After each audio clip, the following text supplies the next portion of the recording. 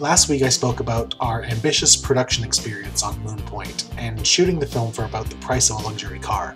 After coming off a production high and spending all that time with my new friends and really bonding as a tight family on set, now came the time to lock myself in an editing room for several months, all alone, with no friends. We edited Moonpoint on the Avid HD Media Composer version 5.7 edit suite. 我不懂. And while that sounds fancy and techy, it was pretty much cut here on a PC in my basement. Not exactly Skywalker Ranch, but it did the job and I didn't have to pay for any studio time. I hate to admit it, but on Moonpoint I was notoriously cheap. Not because I wanted to be, but because I had so little to work with. Which goes back to episode 1, where none of the big guys would fund my project. I knew I couldn't afford to hire a professional editor to assemble the film for me, so I learned how to sync my audio clips with my video clips and took the first step towards editing the film myself. And every night we read a book. You're so smart, Jenny. I spent days syncing rushes, weeks assembling scenes and long breathtaking montages, and after 4 months, I was ready to show my team what I had thought was my finished cut.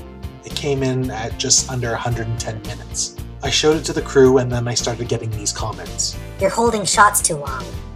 You need to work on pacing. And the worst was, movies like this should only be 80 minutes long.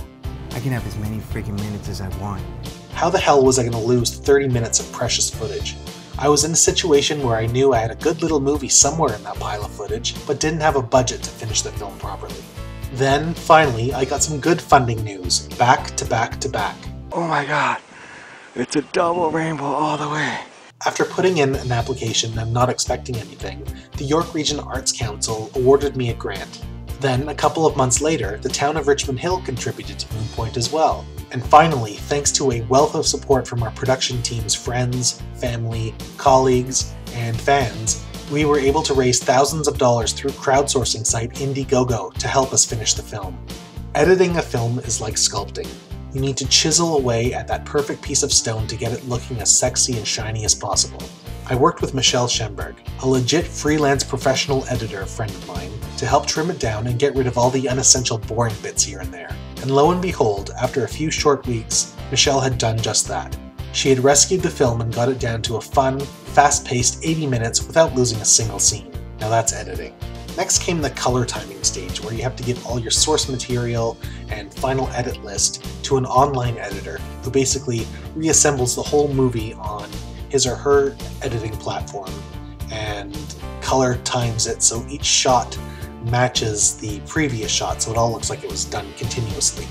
Again, this was done by a freelancer in a home office. Bottom line is, if you source talented people who don't have tons of corporate overhead to charge you, you'll save tons of money. On the sound side, we used the team at Images and Sound to create the audio landscape of the film.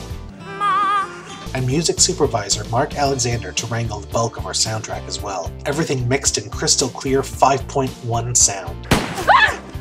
But on Moonpoint, there's always one issue that comes up. And during the production phase, we used a song by a fairly famous artist in a karaoke scene that we did not have permission to use. So when it came time to ask for the rights several months later, they said no!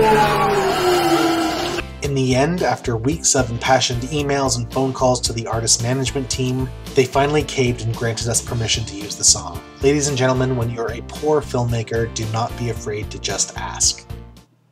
Or cry.